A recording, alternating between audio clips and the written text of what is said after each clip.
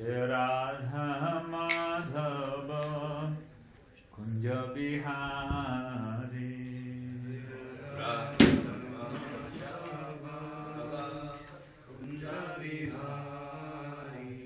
Jai Radha Madhava Kunja Bihari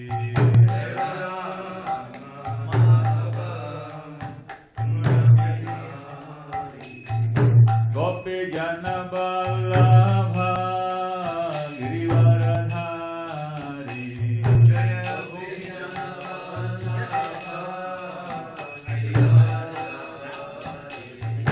Gopi Jana Vallabha Girivaradhari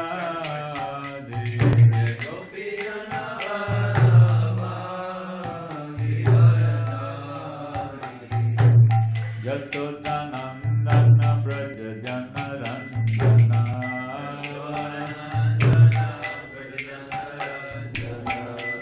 Yasodanandana Braja Jana Ranjana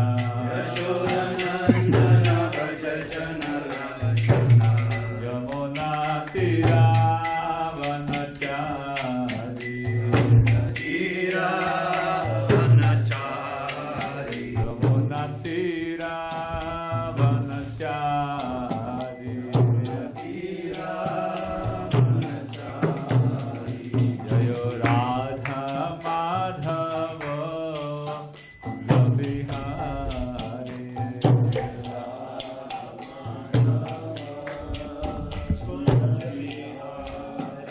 Jaya Radha Madhava Bihari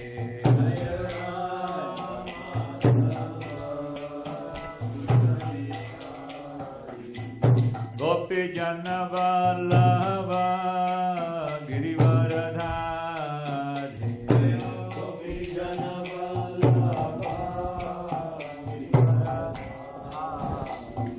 Gopi Jana Vallabha Girivaradhari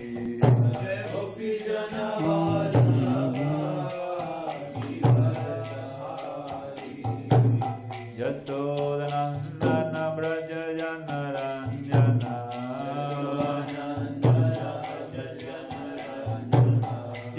Yasodanandana Braja Jana Ranjana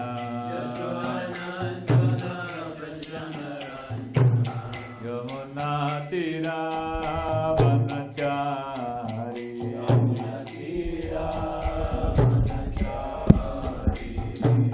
Yamuna Tira Vanachari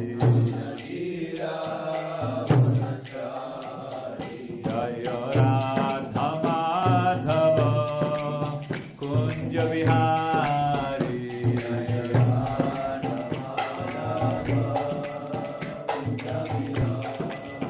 Jaya Radha Madhava Kunja Bihari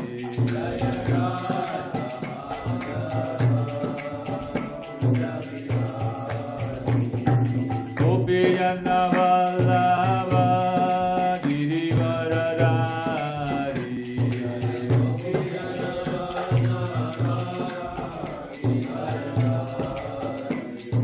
Gopi Jana Vallabha Girivaradhari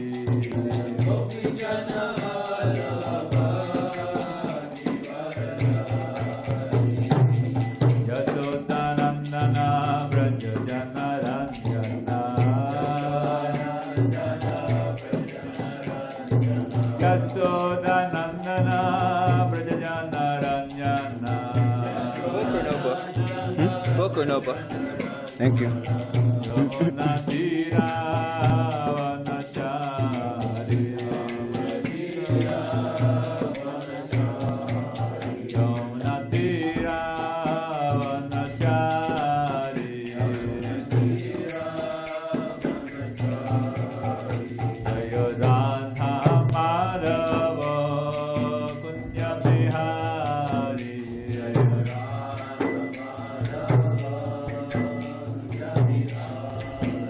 Jaya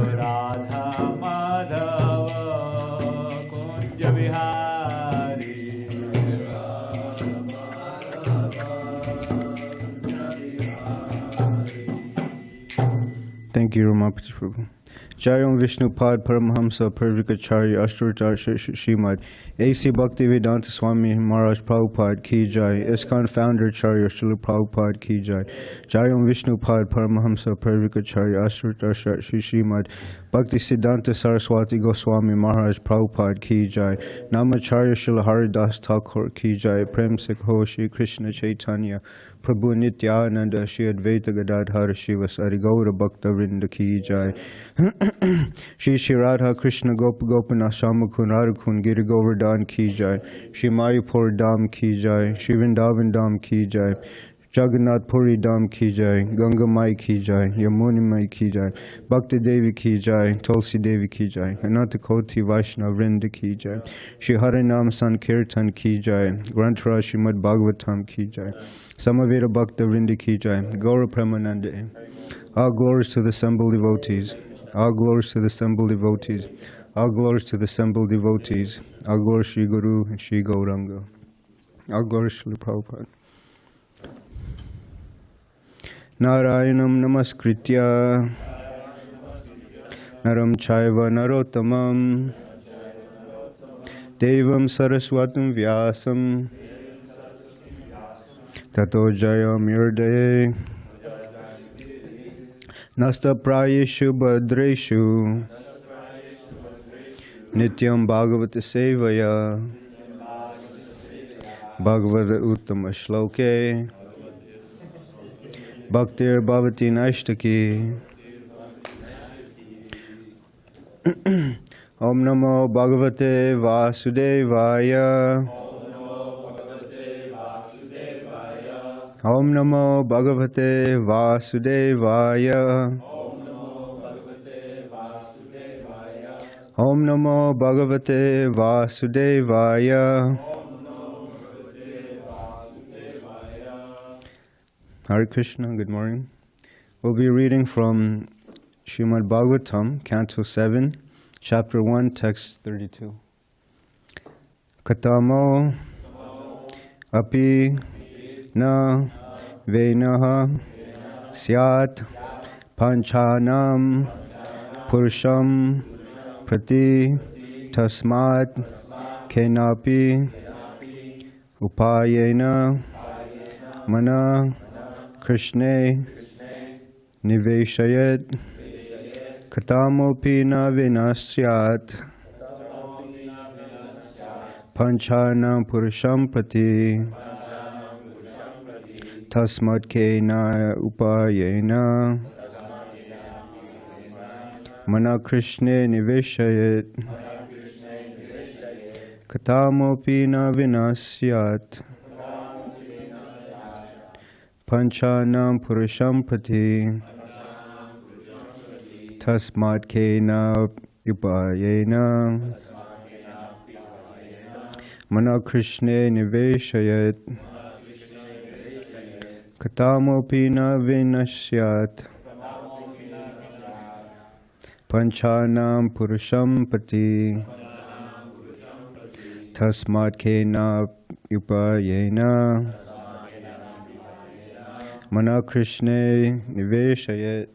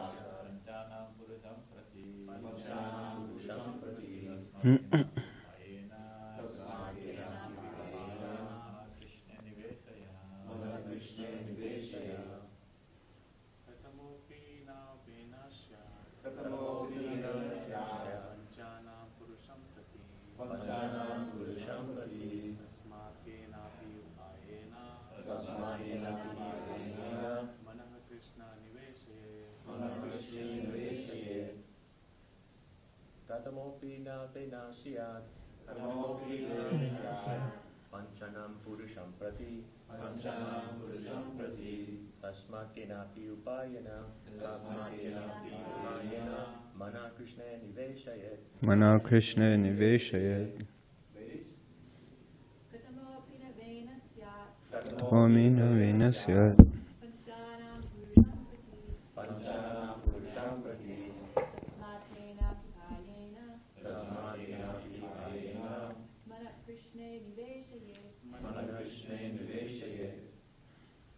Okay. Synonyms. Katama api, anyone. Na, not. Venaha, the atheistic king Vena. Syat, would adopt. Panchanam, of the five previously mentioned. Purusham, the Supreme Personality of Godhead. Prati, in regard to. Tasmat, therefore. Kenapi, by any. Upayena, means. Manaha, the mind. Krishna, in Krishna. Niveshayat, one should fix. Translation and purport by His Divine Grace, A.C. Bhakti-vedanta Swami Srila Prabhupada. Somehow or other, one must consider the form of Krishna very seriously. Then, by one of the 5 different processes mentioned above, one can return home back to Godhead. Atheists, like King Vena, however, being unable to think of Krishna's form in any of these 5 ways, cannot attain salvation. Therefore, one must somehow think of Krishna, whether in a friendly way or inimically. Purport. Impersonalists and atheists always try to circumvent the form of Krishna. Great politicians and philosophers of the modern age even try to banish Krishna from Bhagavad-gītā. Consequently, for them, there is no salvation. But Krishna's enemies think, here is Krishna, my enemy. I have to kill him. They think of Krishna in his actual form, and thus they attain salvation. Devotees, therefore, who constantly think of Krishna's form, are certainly liberated. The only business of the Mayavadi atheists is to make Krishna formless, and consequently, because of the severe offense at the lotus feet of Krishna, they cannot expect salvation.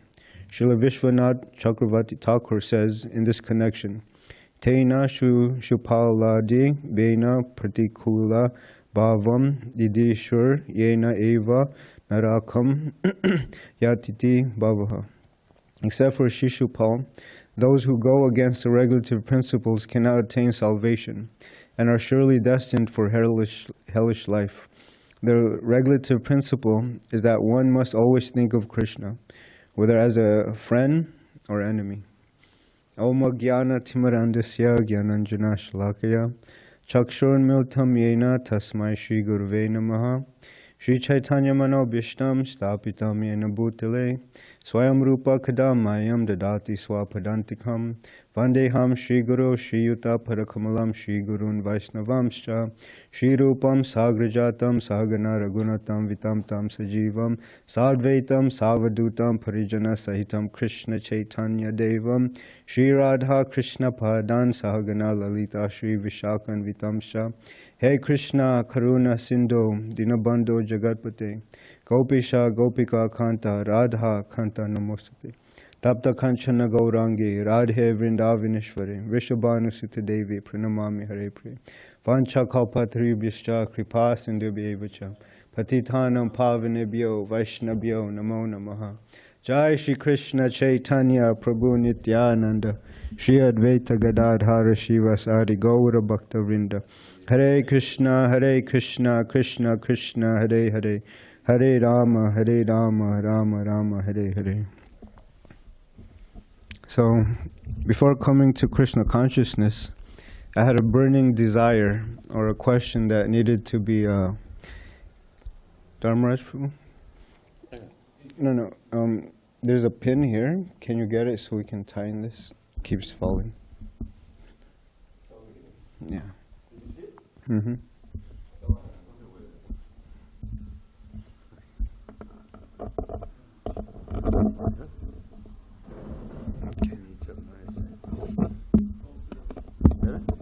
There you go. Thank you for that. Yes. So I had a question that needed to be answered. And that question was, how does God look like? You know, to a lot of people, this question may not be important, but for me it was. And I was looking for the truth.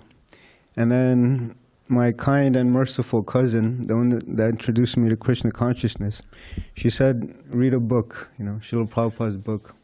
And the first book that I read was The Science of Self-Realization. And then I read a sentence there from Srila Prabhupada, and he said, the absolute truth is a person. I was so blown away. I said, wow, I'm looking for the truth, but the truth is actually a person. And I was thinking, before dedicating my life to something, some type of practice, I would like to know how this being looks like. You know, it's very important. And Srila Prabhupada, he says, you can't develop love for someone if you know nothing about them. And I didn't like this idea of impersonalism also, that God is some type of light, He's formless. So it didn't make sense, so I kept searching. And when I read The Science of Self-Realization, all my questions were answered in one page. And then I was thinking, wow, this book is amazing. What to speak of finishing the entire book. So The Science of Self-Realization is what started me on this Krishna consciousness.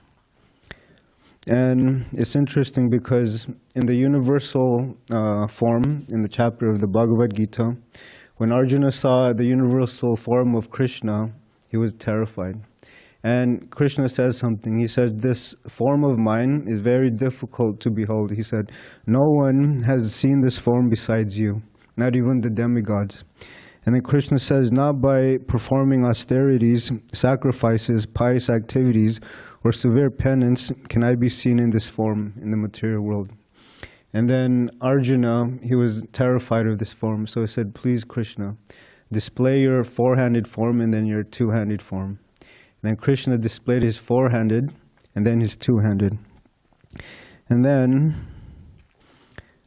when in text 51, it says, when Arjuna saw Krishna in his original form, he said, O Janardhan, seeing this human-like form so very beautiful, I am now composed in mind, and I am restored to my original nature. So Srila Prabhupada, he gave this gift to us, that we can see Krishna before our eyes here in the temple. And I remember when I was driving to get Vijay Prabhu from the airport, I saw an interesting thing at the stoplight. It was on Ingraham and Grand. I saw a young man, it was a middle-aged man and an old man. And I was thinking, Srila Prabhupada's famous saying, the struggle for existence. So the young man, you know, he had a lot of energy. He was jumping up and down, you know, had headphones on. He was ready to take on the world, you know. Nothing could stop this young man. And then the adult, he was more mellow, you know. It seemed like half of his energy was gone. And then he was holding grocery bags in his hand. And so you can tell he was ready for his family responsibilities.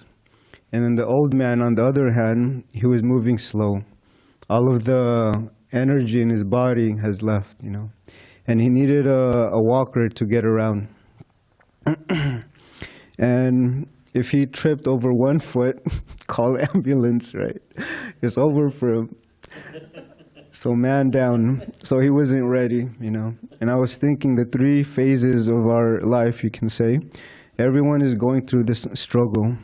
The young man, he was struggling hard to try to make it in this competitive world, you know. School, work, has to work hard to get this position. And the middle-aged man, he has to struggle to provide for his family. But it's a good thing because he learns about responsibilities and about doing his duty. And the old man, he has to struggle with everything, getting dressed, going to the store, and struggling just to get back home. Therefore, the struggle for existence is going on. But these three, they had something in common. You guys want to guess what that was? Joseph? Okay. They all die. Yes, Prabhu? They have desires. Okay, they all have desires. These are good answers.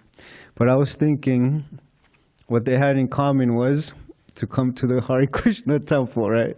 That's the last thing on their mind. You know, to perform devotional service, to understand Krishna, to take darshan of Krishna. This was the last thing on their mind. And so only devotees are interested in hearing about Krishna. But the word devotee is sometimes difficult to understand. Just like a kindergarten is a student, and someone who's taking on a master's program is also a student. But there's a vast difference. The kindergarten is learning 1 + 1. And then the master's degree is learning physics, you know, calculus, all these high mathematics. But they're both considered graduate students. So similarly, the word devotee have different degrees. There's someone that's just barely coming to the temple, right? And he has a understanding of Krishna, he has a little bit of understanding of devotional service. So in some way, he's a devotee. And then there's people that read the books, they take a little, they take a few days off to come to the temple, to come to Krishna lounge and so on. And then there's devotees like Srila Prabhupada, a pure devotee, someone so exalted and so pure. So this way there's different types of devotees. And you can see this a lot, those book distributors, you know, when you meet an Indian person from India, and when you try to preach Krishna consciousness, what do they say? I know Krishna, right? I know Krishna. And some of them, they look at me in disgust, like, who are you to tell me about my country's culture, you know? And then when I ask them, have you read Bhagavad-gītā? They're even more disgusted, like, you're asking me this question? So they say, I know Krishna. And then, so they take these words very lightly, not knowing what these terms mean. I know Krishna, but it's not so easy to know Krishna. See, Lord Brahma, he was the first created being. He's the engineer of this universe, and he knows inside and out. And he has a response to these people that say, I know Krishna. In the Srimad Bhagavatam, he said, for those who say, I know Krishna, let them say such things, you know, let them say whatever they want. But as far as I'm concerned, I cannot even fathom the fraction of the glories and greatness of Krishna. That is my understanding, his qualities, his forms, his beauty, etc. So Lord Brahma is not an ordinary person, and he's saying, I don't know Krishna. So these people that tell us, I know Krishna, you know, who are they? So, and our capacity to understand things is severely limited, you know, but Brahma's intelligence is the highest. And he is saying he doesn't understand Krishna. So when we hear these terms like, I'm a devotee of Krishna, I know Krishna, what do they actually mean? To be a devotee of Krishna, it means that we're devoted to Krishna. That is the meaning of Krishna, to know Krishna. And it means to love Krishna as well. And so just by wearing tilak, dhoti, you know, kurta, having our beads in our hand, does that make us a devotee? Well, that depends. You may look like a devotee, but how much do you really love Krishna? How much time are you making for Krishna, right? And how much time are you spending to take darshan of Krishna here at the temple? And what are your services to Krishna?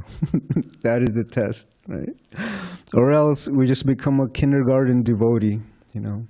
We say that we're a devotee, but what are our qualifications? And to love Krishna means to know Krishna. In the Bhagavad-gītā, Krishna tells Arjuna that it is only by undivided devotional service, it is only by love that you can understand me as I am, the Supreme Personality of Godhead, standing before you. So devotional service is not cheap. And the interesting part is that the more we engage in Krishna's service, the more we love Krishna. And the more we love Krishna, the more we want to perform devotional service. It's a very beautiful thing, actually. And Srila Prabhupada gives this example that if you love someone, you express in many ways.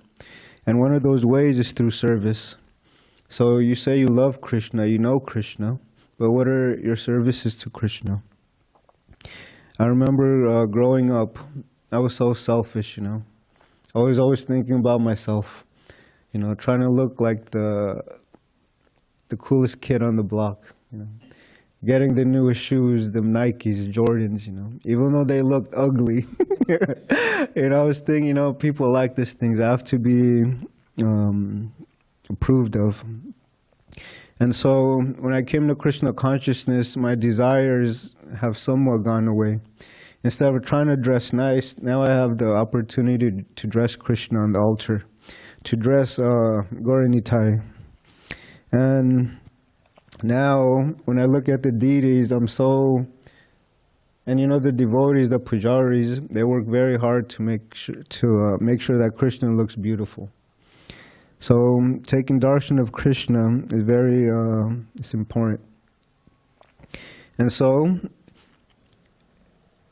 are you having darshan of Krishna's beautiful form regularly? Are you chanting his holy names regularly? Are you hearing about his messages and pastimes regularly? Are you associating with his devotees regularly? And are you offering services to him regularly, every day? So this is a test. Otherwise, that is not being a devotee of Krishna. Therefore, when we love Krishna, we want to do these things more and more, as much as we can.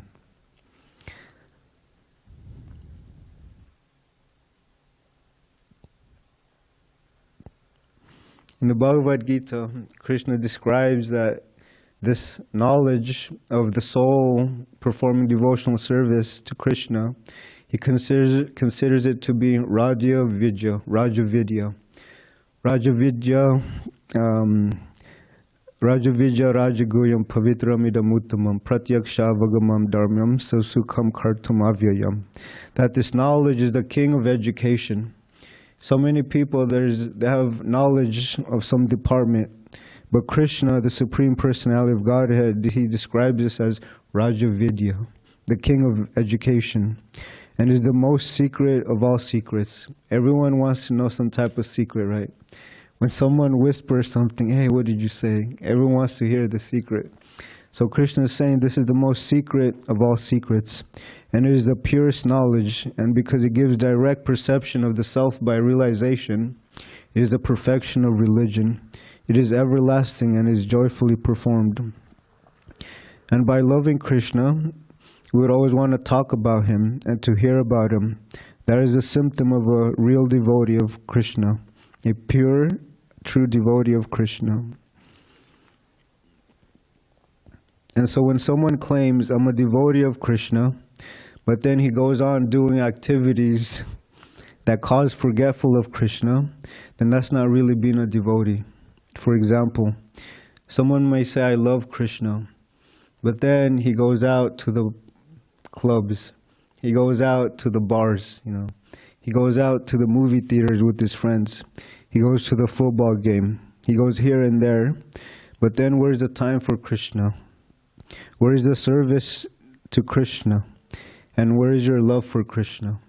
So we shouldn't be contradicting, and we shouldn't be hypocrites. And then Krishna instructs this famous verse in the Bhagavad-gītā. Manmana bhava mad bhakto mad yaji mam namaskuro mamiva shashri satyam te pratijane priyosimi. Thank you. Krishna says, always think of me, become my devotee, worship me, and offer your homage unto me.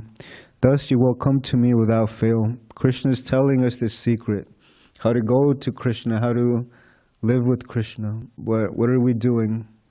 We're not doing it, right?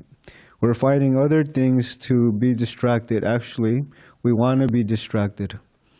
Instead of coming to the temple, instead of reading Srimad Bhagavatam, we want to go here and there. And so we waste so much time. Srila Prabhupada, he explains that there was a rich man. He was on his deathbed, and he was making a deal with the doctor. He said, please, doctor, give me 4 more years, I have so much to complete. And then Srila Prabhupada, he says, with billions of gold coins, you can't buy one moment of time. So everyone's trying to stall, but the devotees, we don't want to waste time. This human form of life is very, very rare to obtain. But although it happens automatically, once we lose this human form, we can devolve back down to the animal species. And then the soul has to transmigrate 8,400,000 types of species before getting a human birth again. So we should be addicted to Krishna. I know these are very high standards of being a devotee, but we can do it, It's not cheap. So when someone says, I'm a devotee, or I know Krishna, you look at their qualities and their character. So we shouldn't be discouraged. We are practicing devotees. We are aspiring to be devotees. Actually, we are trying to be the servant of the servant of the servant of the servant of the servant of the devotee. So that's our position. And then, when devotees gather together, what do they discuss? The stock market? Do they talk about earning money? Do they talk about the football game that just happened, the Padres? No. They talk about Krishna Katha. And Krishna says this in the Bhagavad-gītā, that my devotees, they discuss one another. They enlighten each other, talking about me. So we shouldn't talk about nonsense, we should speak about Krishna. And what's a good example of hearing and coming together? Parikshit Maharaj and Shukadeva Goswami. When I learned about the Bhagavatam, how this great king, he was cursed to die in 7 days, I was so fascinated by that situation, And devotees, they say that Parikshit Maharaj, he had a guarantee of 7 days to live. But for us, tomorrow is not guaranteed. And I was thinking, 7 days, and Shukadeva Goswami, he actually asked the right questions. How should one prepare for death? What should one hear? What should one think when that person is dying? And so, I don't know, I don't have a fetish or anything, but I always like this question of the afterlife, Is there life after this life? So when I read Bhagavad-gītā and I learned a little bit about karma and reincarnation, I was very, very interested in the subject. So Shukadeva Goswami, he tells the Bhagavatam to Parikshit Maharaj for 7 days. And then Shukadeva Goswami, he was thinking, 7 days, you might get thirsty, you might get hungry. But Parikshit Maharaj said, no, keep on speaking. These words are like nectar, keep speaking. I won't get tired, I won't get sleepy. But for us, when we hear Om Namo Bhagavate, people start dozing off, right? So who are we, right? We're trying to be devotees, but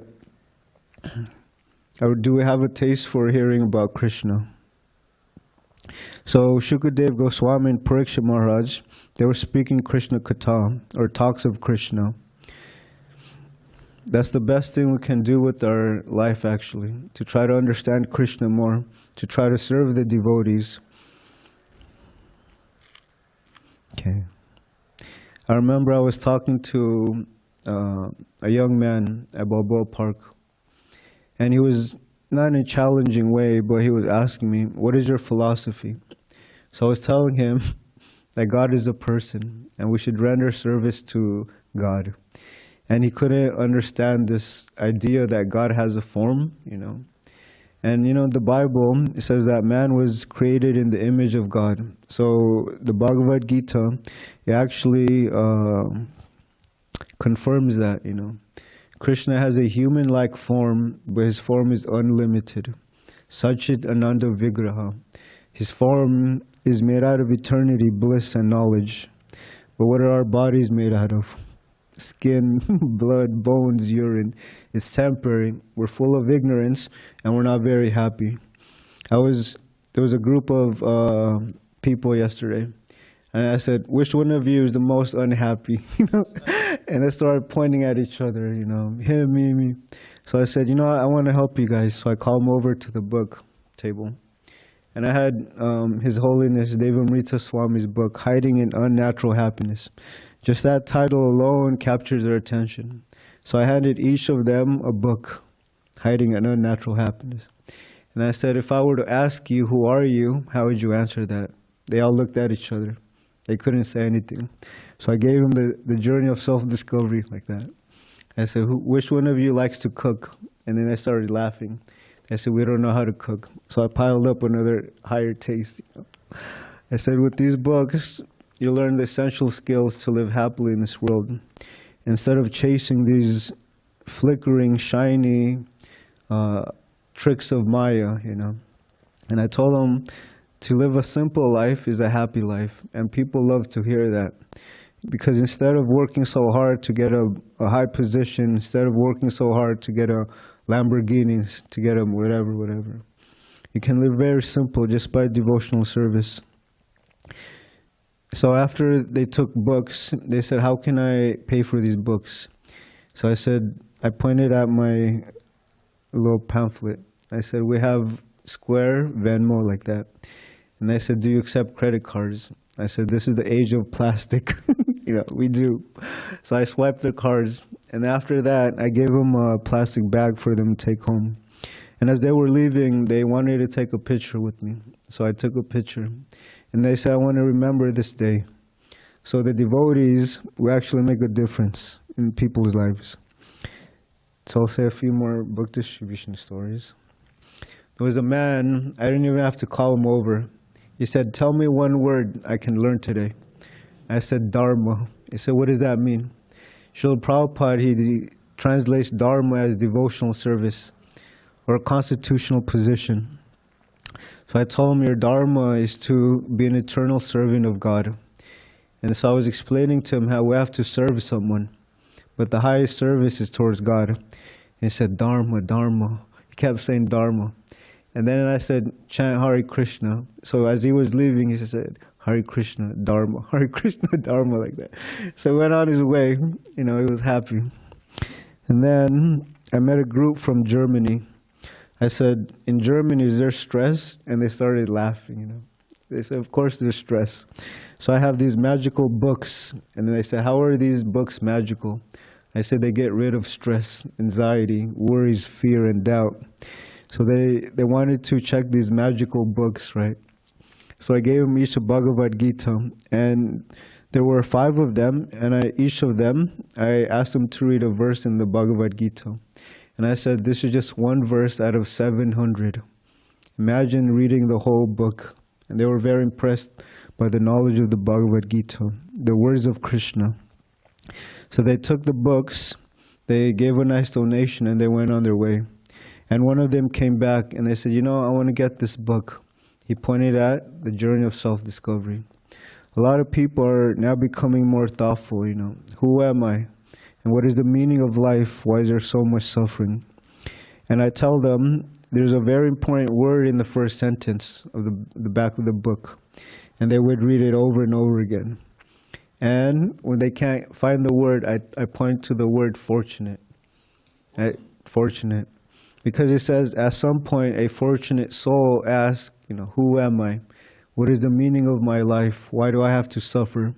So they say, fortunate. And I say, yeah, you're a very fortunate soul. Because you want to try to understand these sambandha. What is my relationship with God? So we meet many different types of people at the park. And I met this man. He was very well dressed, I can tell his pockets was full of money, So I called him over, and he said, I'm not so interested in these books. I'm not into spirituality.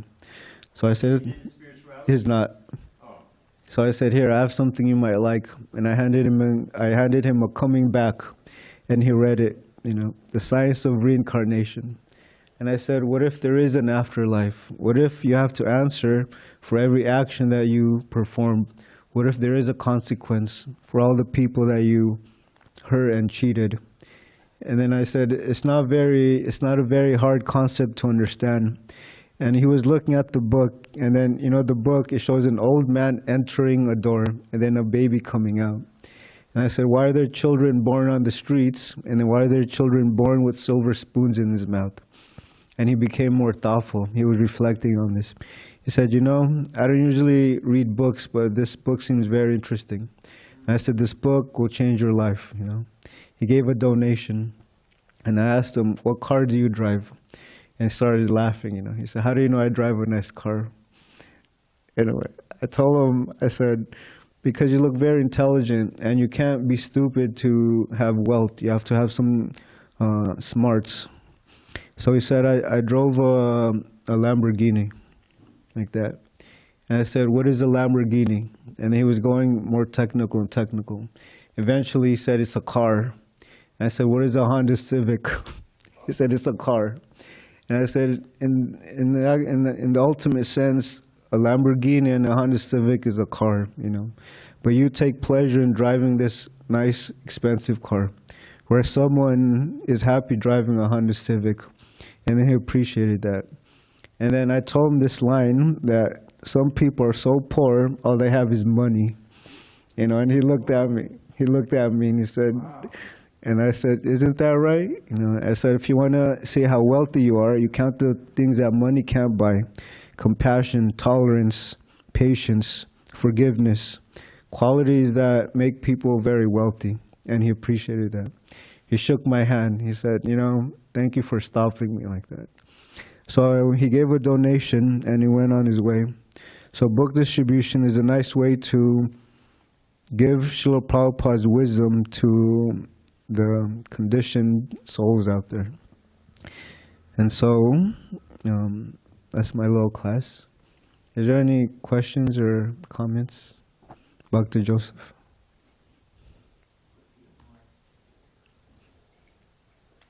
You mentioned the 5 forms of Krishna. I know one of them are deities right here, but the others you mentioned, like chanting, those are action words. So can you then tell me what the 5 were? And are we taking darshan? Are we chanting his holy name? Are we doing some service for him? Are we hearing about his messages and his pastimes regularly? And are we associating with his devotees regularly? Mm-hmm. Yes, Marge? Just an inquiry. Thank you, Joseph. He didn't get angry when what was the? Yeah, I was just wondering. He didn't get angry. What was the first thing you punched him with? I said, first he came up to me and said, I'm not interested in spirituality or these books like that. And then so I said, I have a book that you might like. And it was about karma and reincarnation. No, but somewhere along the line, and I forgot, maybe one of the other devotees, remember you said something like, you know... Some people are so poor, all they have is... Yeah, some people... He said that later. Yeah, but something like that, when you hit him with a couple lines like that, he didn't become angry? No, he stayed quiet. And I told him that... Do you ever have them when you become angry? Because when they know that you're a monk, they become a little more... Control their senses. Yeah, more controlled. And they know that monks, we're not trying to get money. We're trying to help them in their spiritual life. So he actually appreciated that. Somebody speaking honestly to him. Yeah. Okay. And I tell them, you know, there's so many instances where there's famous celebrities, musicians, you know, and sometimes they take their own life. They have everything, but what, you know, impels them to take their own life after having so much material things? So things like that. Dravida Prabhu, did you have something? I think I know the answer to it, but I just wanted you to confirm. You tell these incredible stories one after another, and I guess there's also those who are just like shine you on, right? That maybe more than that. But I mean, it should be a book. You know, write them down. Incredible story. I do All of keep you. notes. Huh? I do keep notes. Yeah. Because like we, you know, Vijay has his book, and it's just full of all kinds of jewels, like, you know, stories like that. Yes. Wonderful. Yes, Mataji? Can someone give a mic to her? Sure, there's a mic over here. I don't see it. Aviral son.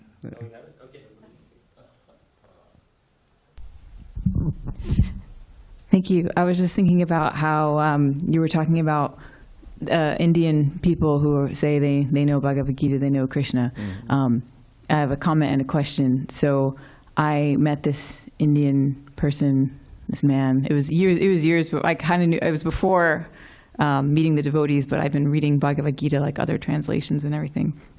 And he said, "Oh, Bhagavad-gītā, yeah, you got to memorize it. It's a great book and everything." And I was asking more about it. He'd actually never read it. Yeah. So I'm wondering, do you have any examples? Have you ever been successful in talking to people who know Krishna and they know everything, but they actually know nothing? One thing is to bring us Srimad Bhagavatam.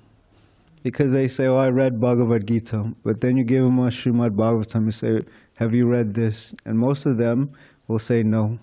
So you start explaining the Srimad Bhagavatam, and if they don't want to take that, you give them a Krishna book. Because sometimes my grandma told me this story, and then I say, "Here, this is for your grandchildren," like that. And I tell them it's a nice way to meditate before you go to bed, to think of Krishna. But there's a lot of people that, a lot of Indian bodies, they will say no. But, what can you do? And for me, I just stopped challenging or, in an argumentative way. Sometimes I'll offer them a cookbook or something about the Beatles, and they'll take that, because I met someone at La Jolla Cove, and then she said, you're telling me about Bhagavad-gītā? I've been reading this for 35 years. What about you? And I said, for 5 years, And then she kind of, yeah. So she looked at me as 5 years, And I said, yeah, And then so she said, after 30 years, you can speak to me like that. Yeah. So I just smiled and I said, thank you, Mataji, I hope one day I'll be elevated like you. So she went on her way, But there's people, it's like talking to a brick wall, Sometimes you can't, yeah. But you can offer them a Srimad Bhagavatam, and you can tell them, this has, and most of them, they say, oh, I read this in its original language, So when you give them a Srimad Bhagavatam, you tell me it has a Devanagari, the Sanskrit like that, and they get impressed by that, So I like to bring a Srimad Bhagavatam just in case for those people. Is that okay? Okay. Anyone else? I met a lady one time. She said, "Oh yeah, I read the Bhagavad. I study languages." I said, "Oh, you read the Bhagavad-gītā?" She said, "Yeah, in the original Hebrew." Now we have it in English. Here, you can. Oh, okay. Yeah.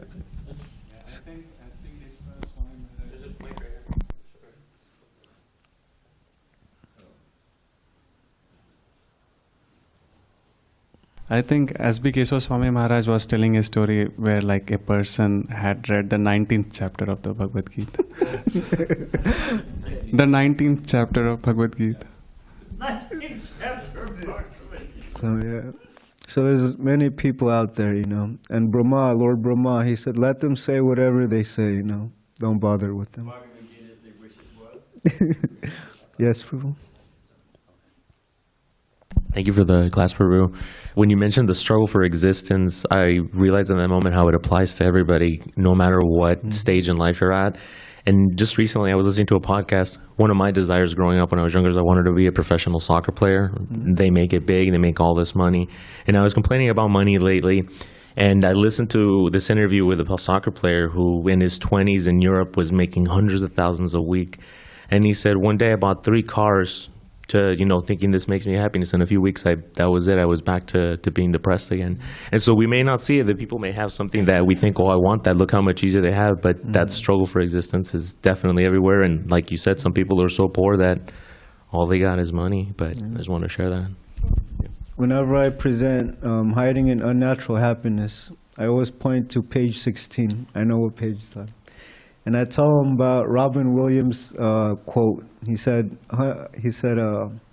isn't it funny how I can bring great happiness to all these people, but not to myself? And that hits hard with a lot of people.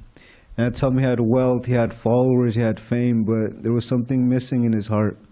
And no matter how much material junk we have, it will never satisfy the soul. The soul is looking for Krishna, and only Krishna. And we're looking for something to do, and that's devotional service. And we're looking for friends, and those are the devotees, you know. Everything is here. I'll go to Srila Prabhupada. Just that he committed suicide. Yeah, he committed suicide, you know. And it's interesting because I heard that it's not common that a lot of comedians have this type of lifestyle.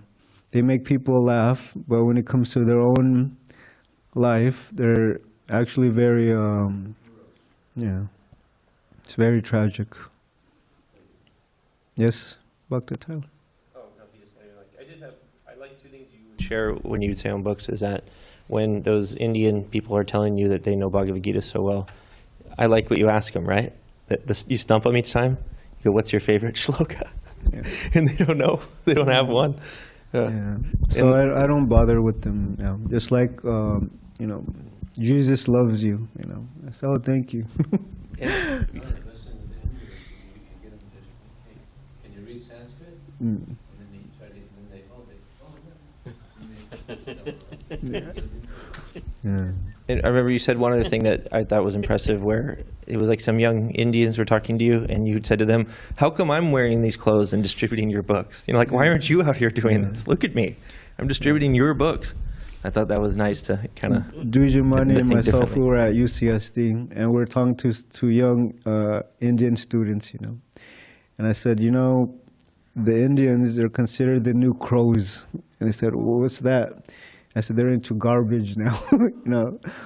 And then he said, that's right, you know, we're chasing Western culture. And I said, yeah, you're forgetting your roots.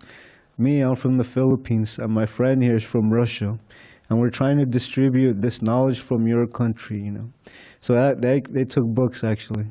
Bhagavad-gītā and the Journey of Self-Discovery. Okay. Granth Raj Srimad Bhagavatam ki jai. Srila Prabhupada ki jai.